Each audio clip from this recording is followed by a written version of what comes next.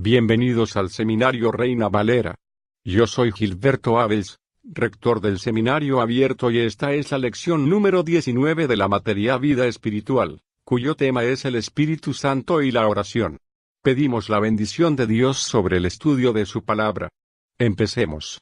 El Espíritu Santo y la oración. Por Ray C. Stedman. Resulta significativo fijarse en el hecho de que, aunque Jesús no enseñó nunca a sus discípulos a predicar, sí les enseñó a orar. Una gran parte de la enseñanza acerca de la oración se encuentra en este espléndido y descriptivo pasaje, que se conoce como el discurso del aposento alto, que se encuentra del capítulo 13 al 17 de Juan, y es un pasaje que está lleno de asombrosos conceptos. No conozco ninguna otra parte de la palabra de Dios que presente un mayor desafío que esta. Es un área muy amplia de misterio, belleza y gloria. No la he leído nunca sin sentirme profundamente humilde en la experiencia. Tal vez en este lugar, más que en ningún otro, nuestro Señor nos revela el secreto único del cristianismo, ese aspecto de la vida al que se le ha llamado la vida transformada. He aquí el secreto del creyente: es una persona que no vive su propia vida, sino la de otro. O, para ser más exactos, está viviendo su vida en él. Hasta que no haya usted comprendido eso como el misterio y la clave de la vida del creyente, no se habrá graduado usted ni habrá pasado del nivel de guardería en la vida cristiana.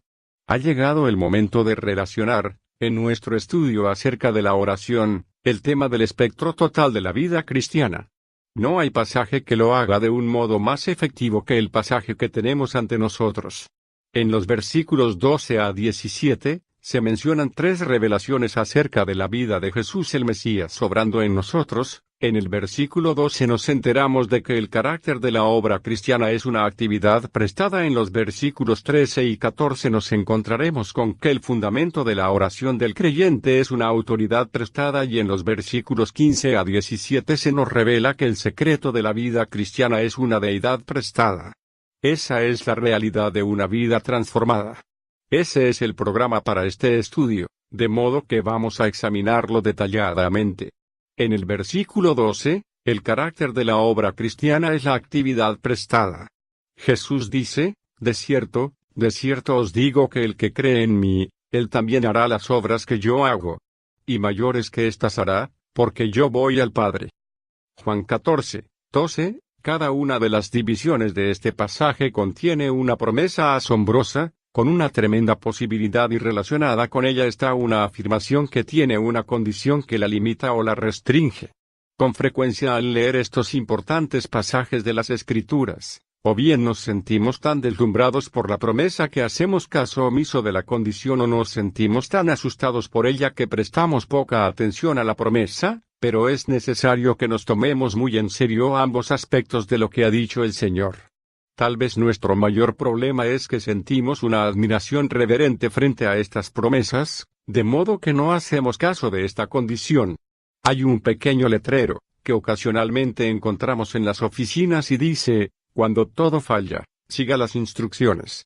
A veces, cuando intentamos apropiarnos de una promesa de Dios y da la impresión de que no funciona, la razón es que no hemos seguido las instrucciones. Por ello, una afirmación condicionante es siempre el camino hacia la realización. La promesa está perfectamente clara en el versículo 12. Jesús dijo: de cierto os digo que el que cree en mí, él también hará las obras que yo hago. Y mayores que éstas harán. Eso nos asusta o nos deja asombrados porque es teóricamente aceptable, pero es prácticamente increíble, de modo que nos negamos a aceptarlo como un valor nominal. Nos preguntamos si no habrá truco en alguna parte y nos decimos a nosotros mismos que tiene que tener truco, porque ¿está Jesús diciendo realmente que los cristianos de hoy en día, en este siglo XX, no solo pueden hacer las obras que Él hizo sino incluso mayores? ¿Eso lo que está diciendo? La promesa es tan asombrosa que inmediatamente intentamos suavizarla. Nos decimos a nosotros mismos: ¿puede esto ser cierto de mí? Después de todo, yo no soy Jesús el Mesías y, por lo tanto, no se puede esperar que yo consiga lo que consiguió Él. El que cree en mí, Él también hará las obras que yo hago. Y mayores que éstas harán. Aquí es donde tenemos que prestar mucha atención a lo que está diciendo exactamente, porque Jesús no está diciendo en este caso que un creyente sincero y consagrado pueda en 1964 llevar a cabo de hecho, en su sinceridad y su esfuerzo religioso sincero, lo que hizo Jesús en el primer siglo, y mucho menos que haga obras mayores que las que él hizo. No está diciendo que los hombres y mujeres creyentes consagradas van realmente a trascender lo que él ha realizado como el Hijo de Dios encarnado entre los hombres. Pero lo que sí está diciendo es que, como Mesías resucitado realizará, por medio de nosotros, mayores obras que las que hizo por medio del Mesías encarnado, que vivió entre los hombres. ¿Ve usted la diferencia? Fíjese bien en lo que está relacionado con este hecho, porque yo voy al Padre. ¿Qué es lo que quiere decir con estas palabras? Fue el hecho de que fuese al Padre lo que liberó todo el potencial de la deidad, en relación con las vidas y los asuntos de los hombres. Mientras estuvo aquí en la tierra, la plenitud de Dios estuvo al alcance del hombre solo en un cuerpo humano, el de Jesús.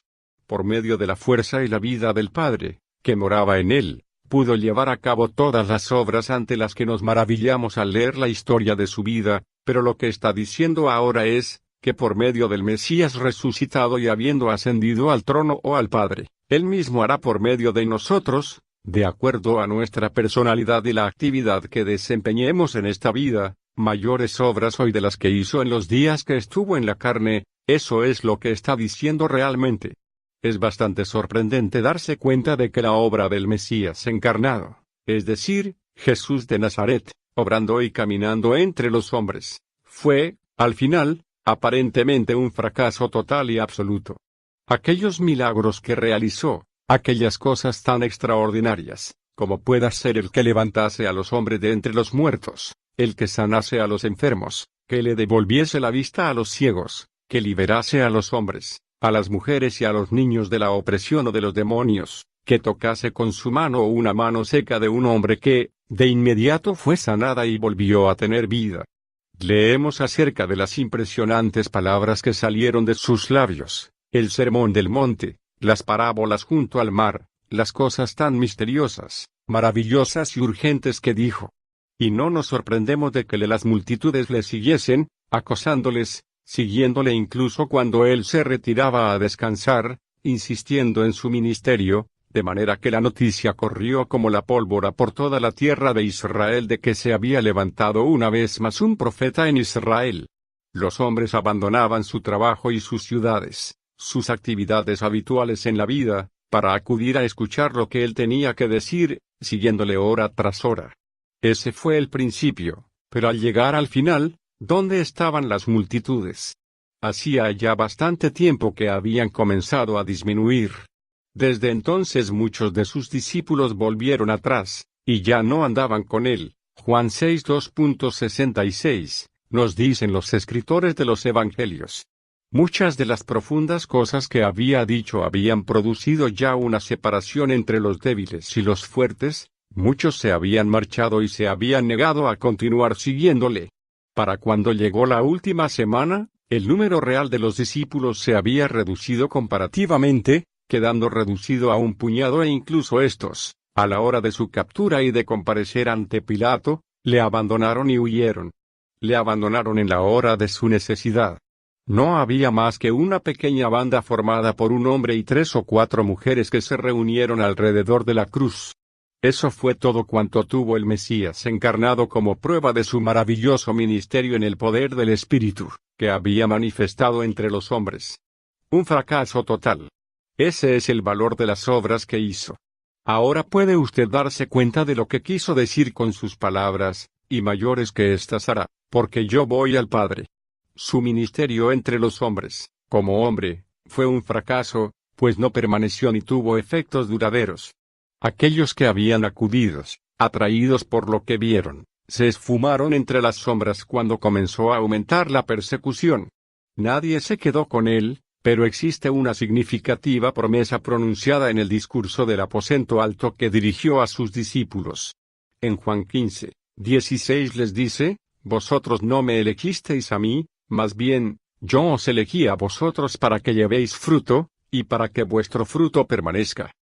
Juan 15:16. Su fruto debe permanecer porque lo que haga usted mediante el poder del Espíritu no desaparecerá. Aquellas personas a las que gane usted a Jesús, el Mesías, aquellos que son atraídos gracias al ministerio que realice usted permanecerán, y esta causa florecerá en la tierra y se extenderá por todo lugar hasta que todas las naciones oigan la palabra, y de toda tribu y nación de la tierra salga, por fin, el fruto que permanezca. Eso es lo que él quiere decir, y mayores que éstas hará, porque yo voy al Padre. Es su obra en nosotros. Este fin de semana estuve en Newport Beach hablando en el desayuno para alcaldes que tuvo lugar en el Club Balboa Bay, en un espléndido ambiente, con yates y barcas de placer, ancladas justo al lado de la ventana.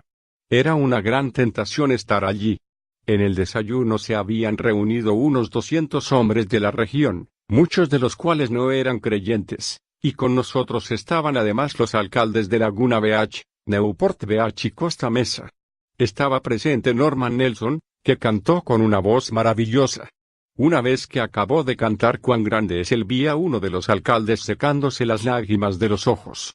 Dios se movió de una manera visible en esa reunión, y cuando acabó pude oír a dos hombres charlando sobre la reunión.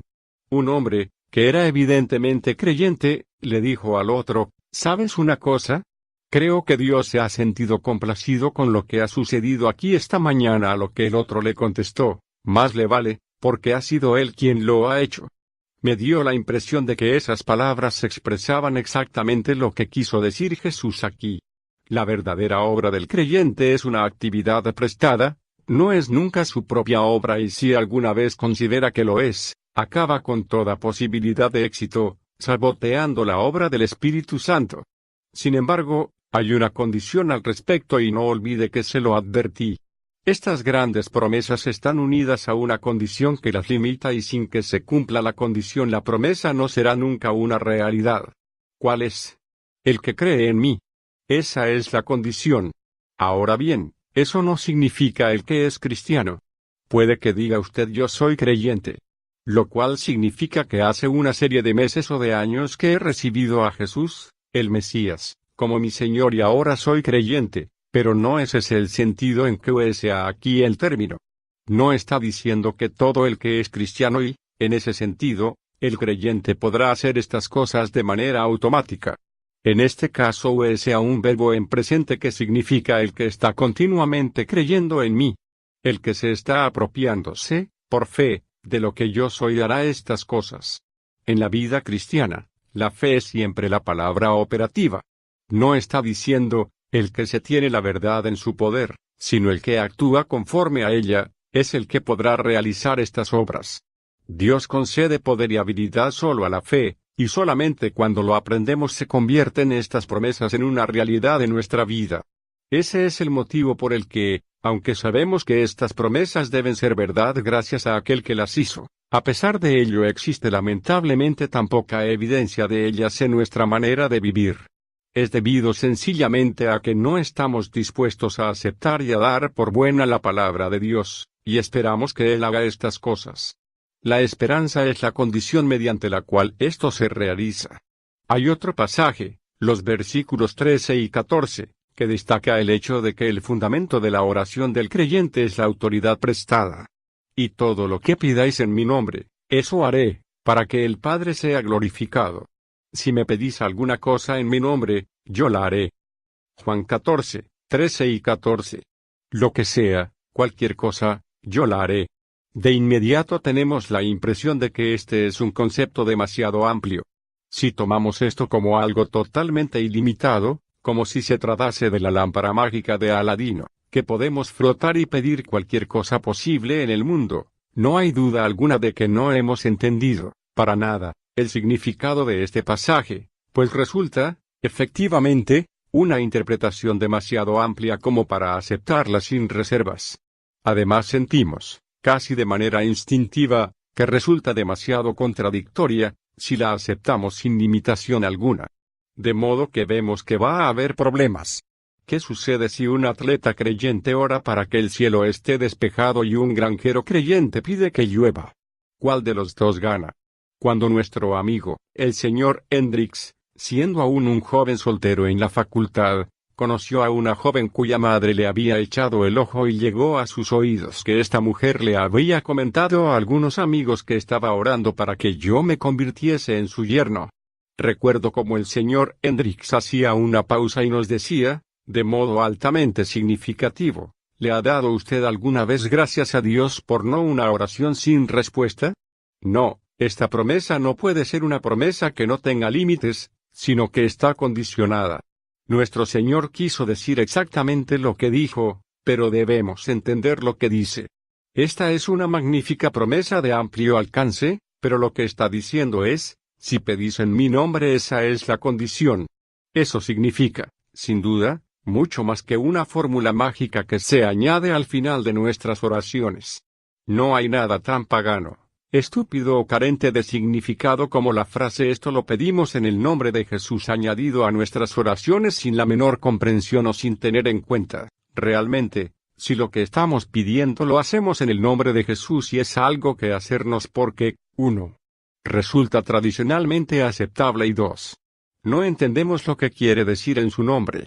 En el nombre del Mesías quiere decir en su autoridad, sobre el fundamento de su carácter, conforme al valor de su obra. Permítame ofrecerle un ejemplo. Todos nosotros conocemos muy bien la frase «en el nombre de la ley».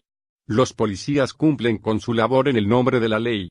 Supongamos que un policía se introduce en los barrios bajos de una ciudad a las 3 de la tarde. Ha sido llamado allí porque está teniendo lugar alguna actividad delictiva, llega a la dirección que le han dado y llama a la puerta diciendo, «abran en nombre de la ley».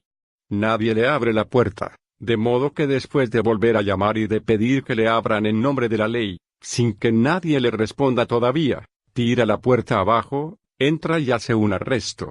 Ahora bien, digamos que esa misma noche a las 10, el mismo policía está borracho. Se encuentra en un sector residencial y por algún motivo propio, en su estupor alcohólico, sube dificultosamente los escalones de una casa, llama a la puerta y dice, «abran en el nombre de la ley». Los que están en el interior escuchan su voz engolada, se dan cuenta de que es un policía borracho y se niegan a abrirle la puerta. De modo que el policía la echa abajo y cuando lo hace, se ve arrestado y encarcelado él mismo. ¿Por qué?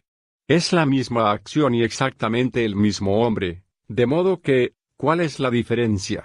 En una ocasión lo hizo realmente en nombre de la ley, pero en la otra fue algo que llevó a cabo fuera de la ley, a pesar de haber usado las mismas palabras. Una de ellas fue una actividad con autoridad y la otra no autorizada. Eso es lo que quiere decir Jesús. Cuando pedimos en el nombre de Jesús debemos de pedir dentro del ámbito y del alcance de su obra y de su carácter. Todo aquello en lo que Él esté interesado que se realice en la tierra, nosotros, como instrumentos de su actividad, estamos participando para realizarlo. Sea lo que fuere lo que necesitéis, nos dice, pedid y se hará. Sea lo que fuere. Si es una necesidad dentro de este límite, puede usted pedirlo y se hará, sin falta. Permítame dar nuevamente un ejemplo, haciendo alusión al desayuno de Newport Beach. Era mi responsabilidad dar un mensaje allí y, como me sucede con frecuencia en semejantes ocasiones, me sentí inadecuado e impotente. Me encontraba en un sector rico y afluente. Sabía que la reunión se iba a celebrar en un lugar de lo más elegante y en semejante sector de recreo abunda, con frecuencia, una gran indiferencia religiosa. Sabía que en la reunión estarían un puñado de hombres que no se identificarían exteriormente y de ningún modo, con la fe cristiana y muchos de ellos serían normalmente superfluos, desarraigados, paganos modernos sin el menor interés. Era una reunión desafiante, una oportunidad para hablar en el nombre de Dios a hombres que generalmente no prestarían atención y era plenamente consciente de ese hecho. Me sentía inadecuado y al mismo tiempo me daba cuenta del tremendo desafío que representaba y mi propia incapacidad. He aprendido, por amplia experiencia y gracias a la palabra de Dios, a reconocer que los sentimientos de incapacidad son algo excelente. Yo los recibo bien ahora, porque sé que el propósito es hacerme pedir lo que necesito. De modo que, antes de que empezase la reunión, sencillamente pedí. Pedí 3 cosas. 1. Pedí que lo que yo dijese resultase importante y que abordase la situación en que estas personas se encontraban. 2. En segundo lugar, que fuese desafiante, que fuese capaz de decir algo que despertase a estos hombres. Y 3. En tercer lugar, que fuese poderoso, que su efecto no fuese insignificante, que no fuese ligeramente dejado a un lado, sino que diese en el blanco y llegase con poder al corazón. Lo que dije no fue ni algo sumamente inteligente ni profundo, fue muy sencillo. Me limité a intentar llamar la atención a la revolución moral que actualmente está tan extendida por los Estados Unidos y al hecho de que está corroyendo nuestra vida nacional y destruyendo el fundamento mismo de nuestro gobierno, algo que se lee y se escucha actualmente por todas partes. Intenté enfatizar algo del vacío moral de una vida así, de lo hueca, superflua e insignificante que parece ser. ¿Y cuál es la respuesta cristiana? Inmediatamente después de la reunión, 2 jefes de policía que habían venido de las ciudades de Newport Beach y Costa Mesa se acercaron a mí, visiblemente conmovidos, me estrecharon la mano y me dijeron: «Sabemos a lo que se refiere usted. Es la primera vez que hemos oído algo que parece sugerir una respuesta. Es lo que necesitamos con desesperación en esta región». Y uno de los alcaldes que, antes de la reunión, había insistido, con cierta aspereza, en que no estaba dispuesto a participar en la reunión, al final se ofreció voluntariamente a levantarse y decir que esto era algo que tenía la impresión de que había puesto de manifiesto la urgente necesidad de esa región y esperaba que éste se convirtiese en un acontecimiento anual. Dio la bienvenida a nuestro equipo y le pidió que regresase a la semana siguiente para que celebrasen reuniones de desayunos por toda la región. ¿Cuál es la explicación de esto? Sea lo que fuere lo que necesitéis, pedid y se os dará. Eso es todo. Si se encuentra dentro de la dirección, de la participación del Mesías en los asuntos de los hombres en la actualidad, pida usted lo que necesita y le será dado. Cualquier cosa. Si pedís cualquier cosa en mi nombre, lo haré. Pasemos rápidamente a este último pasaje, al hecho de que el secreto de la vida cristiana es la deidad prestada. Jesús dijo: «Si me amáis, guardaréis mis mandamientos. Y yo rogaré al Padre y os dará otro Consolador, para que esté con vosotros para siempre. Este es el Espíritu de verdad, a quien el mundo no puede recibir, porque no lo ve ni lo conoce. Vosotros lo conocéis, porque permanece con vosotros y está en vosotros». Juan 14, 15-17. ¿Qué promesa tan extraordinaria es esta? Nuestro Señor está prometiendo aquí que aquel que vendrá a morar en el corazón y en la vida de cada creyente es nada más y nada menos que Dios mismo. El que viene es la tercera persona de la Trinidad, que nos suple toda la plenitud de Dios para que seáis llenos de toda la plenitud de Dios. Efes 3:19, es la oración que hace Pablo por nosotros, que mediante la posesión del Espíritu Santo podamos entender y ser conscientes de que el que viene a morar en nuestro interior es Dios mismo. Los nombres que USA aquí sugieren la riqueza de esta promesa. Él nos dice que será otro consejero, aunque a mí, personalmente, me gusta más la antigua traducción. La palabra es consolador, pero debemos entenderla en su significado original, que procede de la palabra fortis, es decir, fortalecer. ¿Y cómo quiere decir con? Es alguien que está junto a nosotros y nos va a fortalecer. Eso es lo que es un consolador, uno que nos fortalece. Mediante esta palabra, Jesús está diciendo que el que iba a venir es aquel que posee en su interior la plenitud del poder, toda la fortaleza que pudiésemos necesitar, y eso es lo primero. A continuación se le llama el Espíritu de verdad y esa es una afirmación maravillosa. ¿No siente usted en ocasiones verdaderos deseos de escuchar la verdad? En este mundo confuso, esta edad en la que vivimos y que nos deja perplejos, no hay momentos en los que usted desea casi físicamente que, de algún modo, aparezca alguien, en alguna parte, que nos pueda decir la verdad?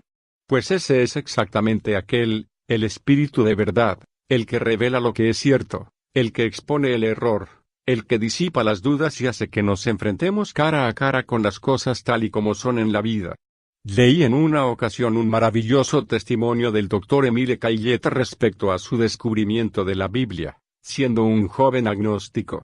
A la edad de 21 años no había visto nunca una Biblia y fue años después, estando casado, cuando alguien le dio por primera vez una Biblia. Comenzó a leerla y descubrió que aquella era la respuesta a su búsqueda de toda una vida de lo que él llama un libro que me entiende. Al leerla, Descubrió que era, efectivamente, ese libro porque en él se revelaba a aquel que le entendía. Su testimonio es una experiencia de toda una vida que ha dedicado a profundizar cada vez más en las maravillas de un libro que le entendía, porque le fue revelado por el Espíritu de Dios, que es el que nos entiende a nosotros. Y fíjese en que este privilegio es exclusivamente para el creyente. Solo el creyente puede ser guiado por el Espíritu de Dios a la naturaleza de la realidad, a la verdad. Jesús dijo, este es el Espíritu de verdad, a quien el mundo no puede recibir, porque no lo ve ni lo conoce, que es exclusivamente para el que tiene fe. El mundo no podrá nunca ver la realidad, nunca. Siempre que los hombres sigan siendo mundanos permanecerán ciegos a la naturaleza elemental de las cosas. No las entenderán nunca porque el hombre es al mismo tiempo el espécimen que ha de ser examinado y el examinador, y el problema es que el error que comete el examinador afecta al examen. El hombre razona continuamente siguiendo un círculo vicioso de incredulidad, que le impide descubrir la realidad vital, pero cuando el Espíritu de verdad viene, quita los velos y disuelve las brumas. Poco a poco, de manera gradual, empezamos a entender quiénes y qué somos y por qué somos lo que somos, y por qué otros son lo que son, y lo que es este mundo, a dónde va y cuál será su fin. El Espíritu de verdad, no hay nada más magníficamente bíblico que esta habilidad para ver claramente la verdad. Pero ahora llegamos a la condición, porque el hecho brutal es que, aunque todo creyente auténtico posee el Espíritu de verdad, miles caminan en tinieblas y no entienden más acerca de sí mismos que la mayoría de los paganos que les rodean. Aunque el Espíritu está a nuestro alcance, seguimos tan engañados y ciegos como cualquier mundano que vive junto a nosotros. Aunque poseemos el potencial del que Él no dispone, no estamos llegando al fondo. Puede que nos hayan enseñado con la Biblia, pero no hemos sido enseñados por el Espíritu. ¿Por qué no? Porque Jesús dice, porque permanece con vosotros y está en vosotros, y aquí tenemos una distinción vital. Por favor, no me crucifiquen a un palo por herejía. Sé también como usted que cada uno de los creyentes, al recibir a Jesús, el Mesías, recibe al Espíritu de Dios y mora en él, que está en nosotros desde el principio mismo, y no necesitamos después orar pidiendo que entre en nuestro interior porque está allí desde el principio. Desde el punto de vista histórico, era cierto que estos discípulos no habrían de recibir el Espíritu en su interior hasta el día de Pentecostés. Había habitado con ellos antes, pero iba a estar en su interior a partir del día de Pentecostés. Pero, habiendo dicho todo esto, sigue siendo cierto, como proposición, que aunque el Espíritu de Dios está en su interior, en lo que a usted se refiere, desde el punto de vista empírico, es como si solo hubiese morado con usted porque usted no se está apropiando de esa vida que mora en su interior y, a todos los efectos, no está ahí, solo está junto a usted. Esta es la explicación de la prevaleciente debilidad de la vida de los creyentes. La otra noche, durante la reunión de nuestra junta de ancianos, estuvimos discutiendo acerca de este problema. Nos estábamos haciendo la siguiente pregunta a nosotros mismos: ¿a qué es debido que, aunque la verdad está siendo continuamente proclamada en este lugar, por medio de nuestros maestros, en el púlpito y de muchas otras maneras, sin embargo, en las vidas de mucha de nuestra gente existe una actitud tan superficial y vacía? Hay un reflejo tan tenue de la verdad que escuchan nuestros oídos. ¿A qué es debido esto? ¿Cómo es posible que los creyentes sepan tanto y experimenten tan poco? Nos estábamos debatiendo con este problema y yo comenté lo inquietante que resulta sentarse con un grupo de personas y mencionar alguna gran promesa de las Escrituras o de la vida como creyentes, de las que nos deberíamos apropiar, y ver que todo el mundo menea la cabeza, como si estuviesen de acuerdo con ello, y a continuación ver la mirada de asombro en sus ojos cuando se propone alguna acción concreta al respecto. Se quedan mirando sorprendidos por el hecho de que pretendemos tomarnos estas palabras en serio y queremos actuar de acuerdo con ellas. Al hablar sobre ello, uno de los jóvenes que estaban con nosotros dijo algo de gran ayuda y percepción. Dijo, ¿sabe una cosa? Creo que sé lo que es. Es algo que he hallado en mi propia vida. Cuando por fin dejo de discutir y empiezo a obedecer al Señor, descubro que todas estas cosas comienzan a funcionar. He descubierto en mi propia experiencia que es posible mantener a Dios alejado, aunque more en mi interior. Y cuando Él está allí fuera, nada funciona, pero cuando yo me someto a su dirección soberana en mi vida, y comienzo a actuar de acuerdo con lo que Él dice, entonces está en mí y empiezan a suceder cosas. Había dado de lleno en el blanco. Es precisamente lo que dice Jesús. En usted significa que se encuentra usted bajo el control del Espíritu Santo, y en una actitud de obediencia sumisa a su soberanía totalitaria. Representa el colapso total de toda su rebeldía contra Él. Oh, dirá usted, yo no estoy actuando en rebeldía en contra del Espíritu de Dios. Yo soy creyente, no me rebelo en contra de Él. Permítame que le pregunte, ¿qué clase de vida lleva usted? ¿Es una vida que se centra en Dios o en usted mismo? Cuando hace usted algo lo hace con el propósito de complacerse a sí mismo y para satisfacer sus propios deseos. Si es así, ¿está usted rebelándose en contra del Espíritu de Dios? Y el que Él more en su interior significa el colapso total de toda esa rebeldía hasta que esté usted dispuesto a decir, Señor Jesús, digas lo que digas, tu palabra es una orden para mí y estoy dispuesto a obedecer. Para el mundo lo que cuenta no es la relación que podamos tener con Jesús el Mesías, sino lo mucho que nos parezcamos a Él. Oración. Espíritu Santo, te pedimos que examines nuestros corazones en este día y nos salves de esta maldita perfidia que es el hablar la verdad, pero no vivir conforme a ella, de ser un eco de la ortodoxia, al mismo tiempo que nos negamos a someternos de maneras prácticas, de vigilar nuestros recursos y proteger nuestras vidas, negándonos a arriesgarlas por tu causa y entregándonos a tus propósitos. Señor y Dios, qué hipócritas somos. Guárdanos de esto, para que podamos conocer la plenitud de la gloria de estas promesas cumplidas en nuestras vidas en este tiempo y edad. Lo pedimos en el nombre de Jesús. Amén. Gracias por estar con nosotros en esta reflexión sobre la vida victoriosa en Cristo. Dependemos de las ofrendas de nuestros alumnos agradecidos a hacer posible este ministerio educativo. Dios le bendiga en su vida y ministerio. Estamos a sus órdenes.